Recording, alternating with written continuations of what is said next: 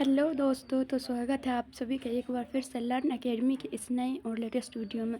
इसमें हम micro economics के चैप्टर 2 के ऑब्जेक्टिव क्वेश्चंस को आज स्टडी करने वाले हैं। चैप्टर 2 का नाम है economy and it's central problem, और ये एनसीईआरटी की बुक में ये एक ही यूनिट में दिया गया है, लेकिन अदर ऑथर्स की बुक में जो रेफरेंस बुक आप लोग यूज़ करते हैं उसमें शायद अलग होगा, इकोनॉमी एंड सेंट्रल प्रॉब्लम। और SK सिंह का जो बुक है SVPD पब्लिकेशन का, उसमें भी एक अलग से चैप्टर, इसलिए मैं इसका अलग से ऑब्जेक्टिव क्वेश्चन लेकर आई हूँ। तो चलिए आज की वीडियो की शुरुआत करते हैं। तो हमारा सबसे पहला क्वेश्चन है,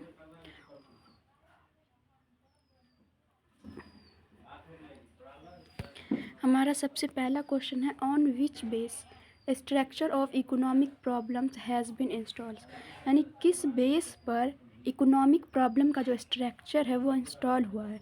इन इकोनॉमिक प्रॉब्लम जो आर्थिक समस्याएं जो हमारे देश में आती है वो किस बेस पर आती है। तो unlimited wants, limited resources, both A and B, या नन ऑफ दिस, यानी हमारी वांट्स अनलिमिटेड है उस वजह से आती है, या रिसोर्स लिमिटेड है उस वजह से आती है, या दोनों को मिक्स करके इस वजह से इकोनॉमिक प्रॉब्लम होती है, या इनमें से कोई नहीं। तो इकोनॉमिक प्रॉब्लम जो होती है वो अनलिमिटेड वांट्स की वजह से आती है, लेकिन अनलिमिटेड वांट्स है तो वांट्स तो पूरी हो सकती है, लेकिन मेन प्रॉब्लम है कि रिसोर्सेज हमारे पास लिमिटेड है। तो इन दोनों को मिला करके हमारे पास इकोनॉमिक प्रॉब्लम आती है, इसलिए हमारा सही आंसर आ जाएगा option number C, both A and B. चलिए नेक्स्ट क्वेश्चन देखते हैं। Question number 2, which of the following statement is true, कौन सा स्टेटमेंट जो है वो सही है। Human wants are infinite, human wants जो हैं वो अनलिमिटेड है, यानी इन्फिनिट है, यानी अनंत है, इसका कोई अंत नहीं है। रिसोर्सेज आर लिमिटेड, रिसोर्सेज जो साधन हमारे पास है वो लिमिट में है, सीमित में है। Scarcity problems give birth to choice, scarcity की जो प्रॉब्लम होती है वो चुनने की समस्या को देती है, जन्म देती है। या ऑल ऑफ द एबव, तो यहाँ पर हमारा सही आंसर हो जाएगा ऑल ऑफ द एबव।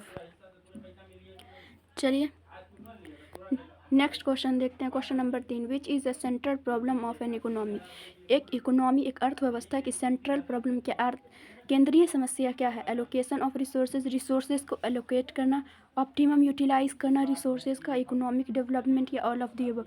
तो एक इकोनॉमी जो है उसकी सेंट्रल प्रॉब्लम, तो मेन सेंट्रल प्रॉब्लम है how to produce, what to produce, for whom to produce, लेकिन उसके अलावा भी जो सेंट्रल प्रॉब्लम्स है वो है रिसोर्सेज को एलोकेट करना, फिर उसका ऑप्टिमम यानी कि सही से यूज़ करना, इकोनॉमी का डेवलपमेंट देखना। ये सब एक इकोनॉमी की समस्याएं हैं जो इसको दूर करने में लगे रहते हैं। चलिए नेक्स्ट क्वेश्चन देखते हैं। To which factor economic problem is basically related to, किस फैक्टर से इकोनॉमिक प्रॉब्लम जो है बेसिकली रिलेटेड है। तो वो फैक्टर कौन सा है, चॉइस है। जब भी कहीं पर चॉइस आती है तो वहाँ पर इकोनॉमिक प्रॉब्लम राइज होती है। अगर हमें चॉइस की समस्या ही नहीं आएगी तो इकोनॉमिक प्रॉब्लम ही नहीं आएगी। चलिए नेक्स्ट क्वेश्चन देखते हैं। Which of the following is a salient feature of factors और रिसोर्स, रिसोर्सेज का सैलिएंट फीचर, सबसे जो मेन फीचर वो क्या है। These are limited as compare to wants, ये जो है वांट्स के कंपेयर में देखा जाए तो ये लिमिटेड होते हैं, और इसके अल्टरनेटिव यूजेस होते हैं, यानी अलग अलग यूज़ होते हैं, जिस वजह से चॉइस की प्रॉब्लम आती है, जिससे इकोनॉमिक प्रॉब्लम्स आती है। तो इसलिए ये जो है फैक्टर्स के दोनों सैलिएंट प्रॉब्लम्स है, तो हमारा सही आंसर हो जाएगा option number C, both A and B. चलिए नेक्स्ट क्वेश्चन देखते हैं। Question number 6, the central problem of an economy is, एक इकोनॉमी की सेंट्रल प्रॉब्लम क्या है। What to produce, how to produce, for whom to produce, all of this. तो economic की central problem जो है, मेन थ्री सेंट्रल प्रॉब्लम वो है व्हाट टू, क्या प्रोड्यूस करे, कैसे प्रोड्यूस करे, और किसके लिए प्रोड्यूस करे, ये तीनों हैं। तो हमारा सही आंसर हो जाएगा option number D, all of this. चलिए नेक्स्ट क्वेश्चन देखते हैं। Question number 7, which economy has a coexistent of public sector and private sector, यानी कौन सा इकोनॉमी जो है पब्लिक सेक्टर और प्राइवेट सेक्टर, यानी सरकार और निजी लोगों का मिलकर बना हुआ, इसका को एक्सिस्टेंट है, सह अस्तित्व है, तो वो है मिक्स्ड इकोनॉमी। ये कैपिटलिस्ट और सोशलिस्ट दोनों को मिक्स करके बनाया जाता है, मिक्स्ड इकोनॉमी। तो हमारा सही आंसर हो जाएगा ऑप्शन नंबर सी। चलिए नेक्स्ट क्वेश्चन देखते हैं। Question number 8, the main objective of socialist economy, socialist economy जो है उसका मेन ऑब्जेक्टिव क्या है। Maximum production, economic freedom, earning profit, maximum public welfare. तो मेन ऑब्जेक्टिव जो सोशलिस्ट इकोनॉमी जिसको सरकार चलाती है, सरकार रन करती है, इसका मेन ऑब्जेक्टिव है पब्लिक का वेलफेयर करना, मैक्सिमम से मैक्सिमम पब्लिक का वेलफेयर करना। तो सही आंसर हो जाएगा option number D, maximum public welfare. चलिए नेक्स्ट क्वेश्चन देखते हैं। In which economy decisions are taken on the basis of price mechanism. किस इकोनॉमी में डिसीजन जो होते हैं प्राइस मैकेनिज्म के बेसिस पे लिए जाते हैं, यानी कि डिमांड एंड सप्लाई के बेसिस पे लिए जाते हैं, वो है कैपिटलिस्ट इकोनॉमी। तो सही आंसर हो जाएगा ऑप्शन नंबर बी। सोशलिस्ट में सरकार लेती है, मिक्स्ड में प्राइस मैकेनिज्म सरकार, दोनों को मिला कर लिया जाता है। सिर्फ प्राइस मैकेनिज्म में कैपिटलिस्ट इकोनॉमी में लिया जाता है। चलिए नेक्स्ट क्वेश्चन देखते हैं। The slope of production possibility curve falls. Production possibility curve का जो स्लोप होता है, ये जो प्रोडक्शन पॉसिबिलिटी कर्व है, इसका स्लोप जो है ये वो कैसे गिरता है, तो वो लेफ़्ट से राइट गिरता है। तो यहाँ हो जाएगा फ्रॉम लेफ़्ट टू राइट। तो सही आंसर हो जाएगा ऑप्शन नंबर ए। कहीं कहीं पर इसको टॉप टू बॉटम भी दिया गया है, लेकिन सही होगा लेफ़्ट टू राइट, जो इसका फीचर भी है। चलिए नेक्स्ट क्वेश्चन देखते हैं। Production possibility curve is. Production possibility curve PP से जो है वो क्या है, concave to the origin, convex to the axis, parallel to the X axis, या वर्टिकल।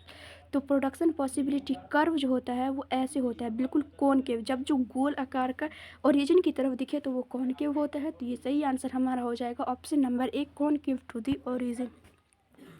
चलिए नेक्स्ट क्वेश्चन देखते हैं। Question number 12, mention the name of curve which shows economic problem. वो इकोनॉमिक प्रॉब्लम को शो करने वाला एक कर्व होता है, उस कर्व का क्या नाम है? Production curve, demand curve, indifference curve, या प्रोडक्शन पॉसिबिलिटी कर्व। तो वो इकोनॉमिक प्रॉब्लम को जो शो करता है वो करता है प्रोडक्शन पॉसिबिलिटी कर्व, PPC। जो ये शो करता है कि अगर हम 2 गुड्स ले तो उसमें अगर एक रिसोर्सेज हमारे पास लिमिटेड हो, तो अगर एक का प्रोडक्शन बढ़ाना है तो दूसरे का प्रोडक्शन कम करना होगा। तो सही आंसर हो जाएगा option number D, production possibility curve. Next question देखते हैं। Question number 13, on the basis of ownership of resources economies are. यानी रिसोर्सेज के ओनरशिप के आधार पे, मालिकाना हक के आधार पे इकोनॉमी के कितने पार्ट्स में डिवाइड किया गया, इकोनॉमी के कौन कौन से हैं? सेंट्रली प्लान्ड इकोनॉमी, जिसको मार्केट इकोनॉमी भी कहा जाता है, कैपिटलिस्ट इकोनॉमी भी कहा जाता है। सेंट्रली प्लान्ड इकोनॉमी को सोशलिस्ट इकोनॉमी कहा जाता है, मार्केट इकोनॉमी को प्लान्ड इकोनॉमी भी कहा जाता है। पर कैपिटलिस्ट इकोनॉमी और मिक्स्ड इकोनॉमी, ये तीनों क्या है? ये तीनों इकोनॉमी के टाइप्स हैं। तो सही आंसर हो जाएगा option number D, all of the above. चलिए नेक्स्ट क्वेश्चन देखते हैं। Which of the following is marginal opportunity cost. इनमें से कौन सा जो है चारों में से जो मार्जिनल अपॉर्चुनिटी कॉस्ट को शो करता है? तो चेंज इन वाई अपॉन, तो ये हमारा मार्जिनल अपॉर्चुनिटी का कॉस्ट का होता है change in production of Y due to change in production of X, जिसमें वाई में हमेशा जो सेक्रीफाइस करता है उसको वाई किया माना जाता है। तो इसलिए हमारा आंसर हो जाएगा ऑप्शन नंबर बी। चलिए नेक्स्ट क्वेश्चन देखते हैं। Question number 15, the alternative name of opportunity cost is. Opportunity cost जो होता है उसका अल्टरनेटिव नेम यानी और क्या क्या नाम है? तो उसका और नाम है मार्जिनल कॉस्ट, तो होगा नहीं, क्योंकि ये कॉस्ट वाले चैप्टर में आप देखिएगा मार्जिनल कॉस्ट होता है वन एडिशनल यूनिट के प्रोड्यूस करने से जो कॉस्ट बनता है उसे मार्जिनल कॉस्ट कहते हैं। एवरेज कॉस्ट भी नहीं होता, ये पर यूनिट कॉस्ट देखा जाता है। इक्विलिब्रियम कॉस्ट भी नहीं होगा। इसका सही आंसर हो जाएगा इकोनॉमिक कॉस्ट। तो यहीं पर आज के क्वेश्चन की समाप्ति होती है। उम्मीद है कि आप लोग को आज का वीडियो पसंद आया होगा। अगर वीडियो पसंद आए तो वीडियो को लाइक कर दे, अपने दोस्तों के पास शेयर कर दे, और जितना से जितना ज़्यादा हो सके शेयर कर दे, और मेरे चैनल को सब्सक्राइब कर ले, ताकि आगे आने वाली वीडियो की सारी नोटिफिकेशन सबसे पहले आपको मिले और आपकी तैयारी बिल्कुल अच्छे तरीके से हो सके।